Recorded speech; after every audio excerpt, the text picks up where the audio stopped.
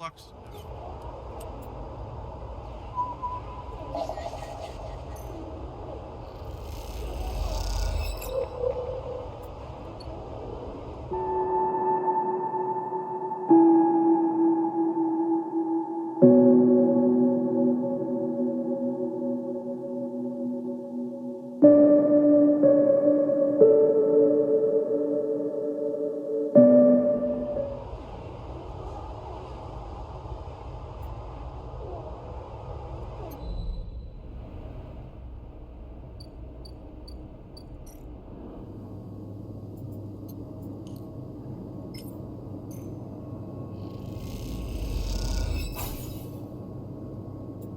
Alright, Beak has got things started for that. Sleeper, come look at this. Beak is poring over one of the displays of the makeshift coding suite they've set up at the Farming Briar's cargo bay. On the screen, a clump of data pathways, like an ingrown root ball, has started to untangle. This is an existing node, corrupted by the flux event. It's totally twisted up. But inside is a whole other data set. Flux events must seed the data deep in the gaps in the node, wrapping them around it. It's in there. Not sure, it isn't being very cooperative. But the screen, the pattern of shadows becoming obvious now as each layer of pathways is pulled away. The flux event itself really did a number on the predicted nodes, like this one. Most of the system to screen against radiation interference, but these exposed nodes torn apart. Look here, it's been tangled purposefully. But actually, all those points of the node have been randomly rearranged.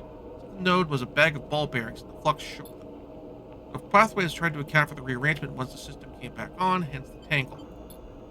Although it was less like shaking a bag of ball bearings, more like making them all simultaneously occupy a superposition of every possible position of the bag before locking them back in a new configuration, but that's a technicality.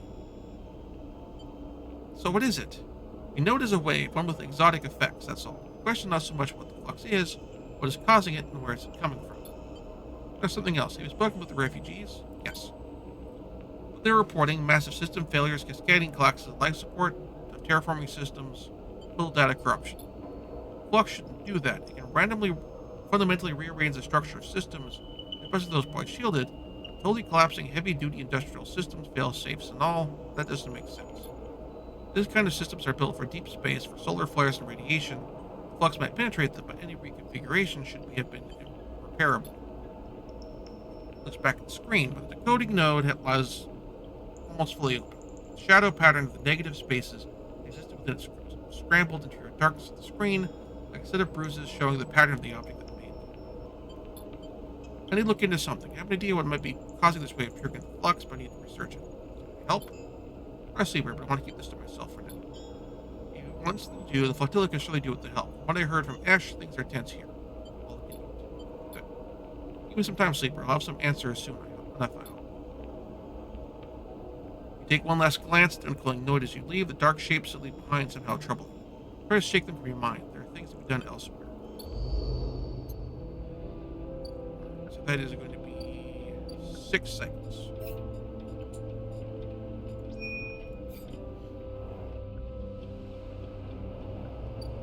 One other thing I need to check.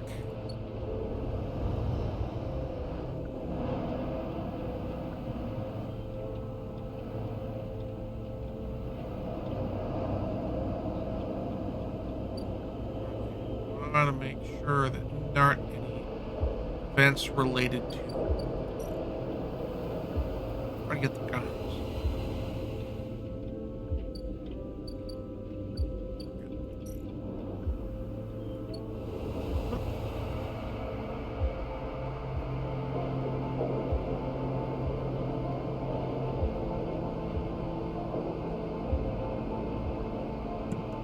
Get a water refill. I'll be back in a minute. And back. So then. So time gets me focused on the flotilla.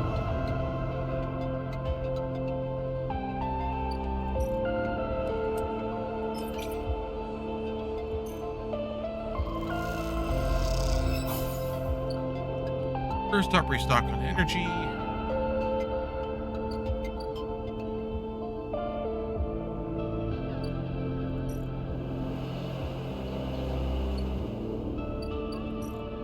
Or this one is interface. This is one I'm legit good at.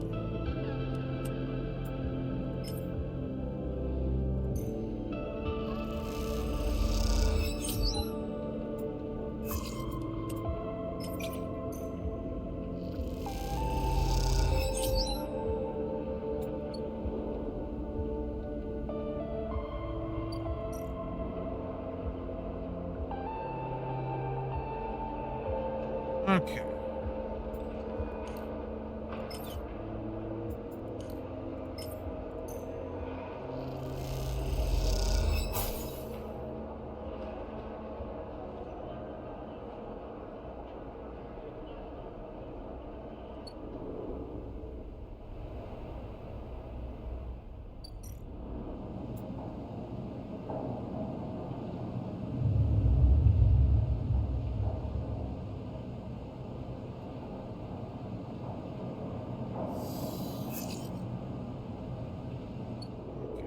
Four dice now, but I got a bunch of sixes, so let's work on that.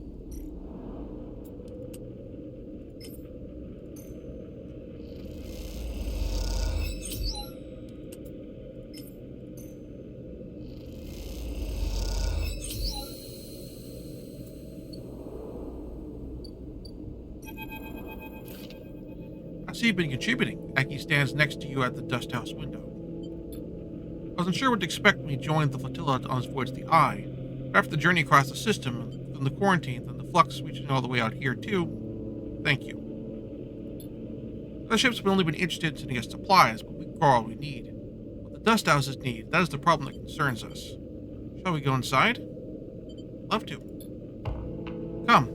It's only fair that after your help with the support systems, you get to see what it is you are maintaining. Aki leads you to open was out the window. You pass through a dark changing room. You notice Aki is sliding on his oxygen mask and visor. Inside, it's just like Ember's step. Thin biosphere, atmosphere, constant dust storms. Nothing that will bother you. Dust isn't exactly pleasant to inhale, however, so take this. Press the mask. Lead to the short decontamination tunnel with its fizzing panels of purified light, and then through the dust house. Immediately, the wind and heat hit you. Feel the rough waves of dust scattering across your face, peer through the amber murk. Your feet slide on shifting piles of sand. Welcome to Step, or an emulation of it at least. A terraforming process only meant to provide a limited atmosphere on the moon, one that is slowly escaping. It's been like that since I was born, so I got used to the idea. So did everything else that lives there. Feeling hard beneath your feet, and feel the sand like a pull of rope. What's under the sand? This is Step Silk, one of the plants we established on Step. Like any bast fiber, it can be redded and woven into clothes. I'm wearing some made from it myself. It's one of the many species adapted to Step since the Solheim collapse, so why it must be preserved. It is as much of a refugee as we are, and the dust houses hold hundreds of other species. Look at the pale, unassuming root, rooted thickly through the sand. Aki watches silently. Had enough? Needs to speak outside. Go back to decontamination. Aki hands up to them both the masks, patiently waiting your questions. What happened on Ember's step? Pauses, pulling her shawl around her. She looks small and pale inside its layers. Step was already a doomed world. When Solheim gave the terraforming contact to Sibylle, they believed they could create a build atmosphere. The moon's erratic orbit made it impossible to maintain. By the time of the Solheim collapse, the atmosphere was already failing, and Sibylle's atmosphere was on Ember's hearth. After the collapse, Sibylle fell too. Its researchers scattered across the moons, and any central organization lost. Since then, my parents' generation worked tirelessly to survive, to adapt what we had to the failing moon, Step Silk. The other adapted species are the life's work of the Stepp's colonies. The flux started collapsing computer systems, corrode to destroy our life support, our water supply, our agriculture. We had to leave. So the only traces of Step would be on the ship. I began to cry quietly, weren't sure what to do. Beside her as she sobs. You understand why the ship seems Step was so different. The world was already dying when the flux arrived. Ember's Step is a timber-formed moon. Partial atmosphere established colonies, agriculture. When the flux event started, people had to leave. You think of the Eye, a delicate web of the state system it rests upon. What hope does a ruined station have against a wave that corrupts, corrodes, and collapses? But everyone left. There wasn't room to take all the people until the dust houses. My parents, their friends, and many others stayed. Carry the step for them. Perhaps there's hope. Learn to not to talk of hope in a dying world. There is meaning for them, and a future they can build with the time they have. I understand the importance of the dust houses, what they contain. The flux events continue to reach out to the eye. We need to build protections to ensure their safety. I can help. I knew it. You will be welcome on the wind's long shadow whenever you wish. The dust house is already decaying. I've seen it. We would have thought they would last longer, but that last flux event. Help us, please. I will. When you're ready, we'll begin the preparations for reinforcing the dust houses. We'll be ready for the next flux event. I will see you soon. She walks on the corridor, leaving me alone once more at the viewing window, watching the ragged, delicate traces of the moon known as Ember.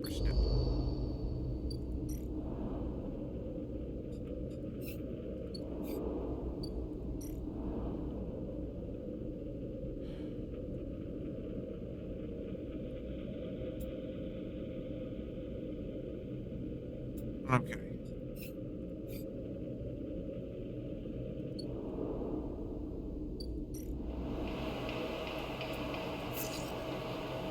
Wow, that is a garbage hand.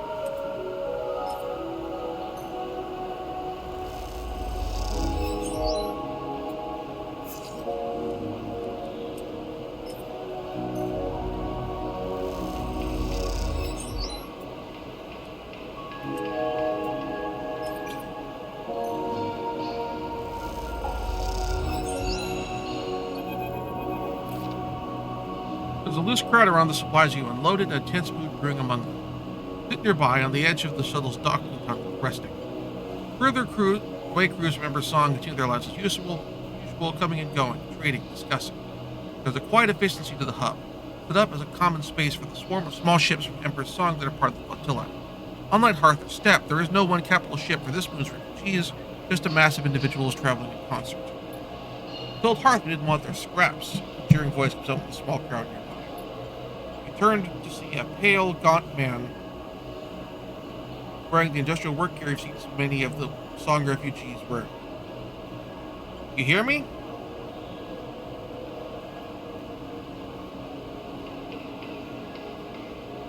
Silent. We agreed to join the flotilla for joint protection. We did not agree to the Emperor's Heart using the flotilla to secure their control of the moons. We realized Peter is resting the crowd as much as resting you. Cordon down, our crews are more than able to acquire what is needed from the eye, but is owed as restitution. Yes, restraint. What we need, we will take. Soul wants to cooperate. Soul is a farmer. Even the people in Song know that he was simply the sole survivor of Hearth leadership. Clarity means nothing. Our things they can buy us, remember the past. Take supplies we wish, of course. We are not wakeful. He approached me directly. By the time the crowd didn't move forward, by the time he reached you, they were already dragging away the crates and ship from the contest. Not one for shooting the messenger, Sleeper, but we cannot concede to Hearth here, not for a moment. Stand. I can see that. With your plan, Sleeper, unload supplies and wait for someone to start throwing them back at you. Because that was about to happen.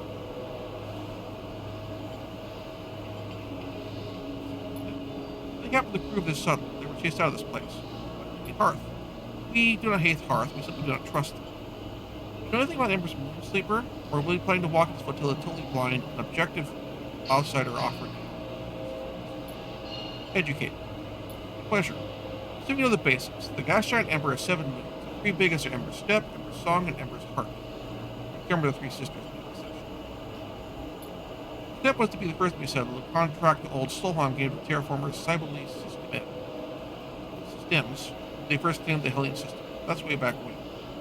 Step was a testing ground. Like most testing grounds, it turned out to be a partial atmosphere that slowly softening off each orbit, a dysfunctional ecosystem with a whole load of dust-clogged settlers, spaces of measurable desert long past its best before day, work with it before.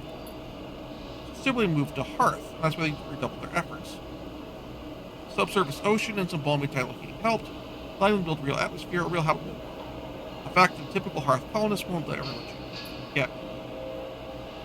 How does Sibley change such a thing, you might wonder? Well, that's where we come in. Same old rule of surrogacy, one humanity building universe.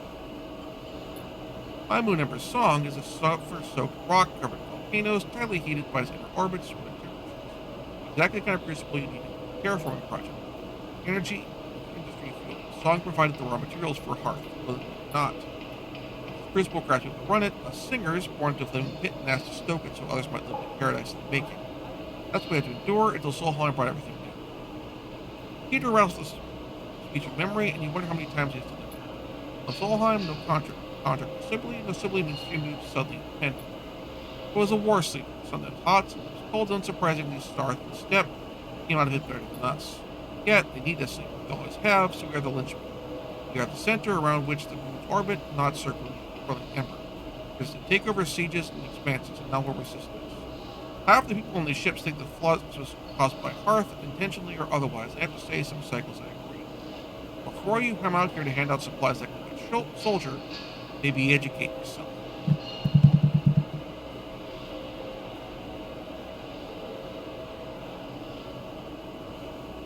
So then, that just you quote a certain Futurama meme, but that raises further questions. Because Ash was doing the same thing, except with the side of move fast and break things. Break other people's things. I mean, maybe Ash is from Hearth. I don't know. Probably she was from Hearth, because that's the ship she was. Good lord.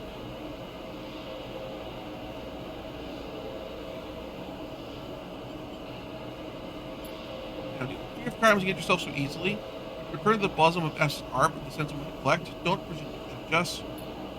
Imagine what it's like to try and live in a airless volcanic rock when every system that sustains you starts shutting down. We abandoned nothing. Some stayed, others left. We proclaimed Ember as soon as the flux fades or ends. Weather Flotilla should be, given the circumstances, the flotilla should be united. Listening, we don't want to be united. Seeker being united by Earth means living under them. I won't take you for docking access, Seeker. No one in the authority of that. Watch yourself here.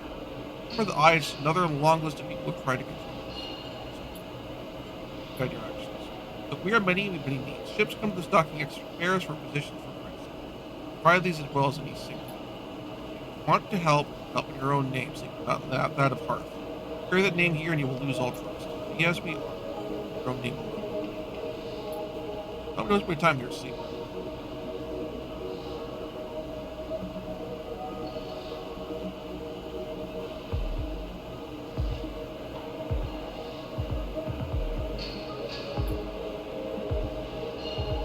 Walk past the food, and then walks away. Watch the past the food and water, and the side of comfort fruits and careful distribution.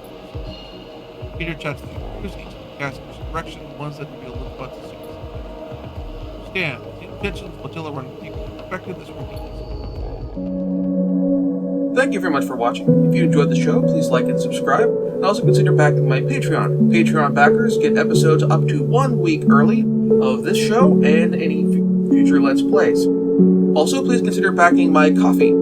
Toss me a few bucks also helps support the show, and it's not a monthly obligation or anything like that.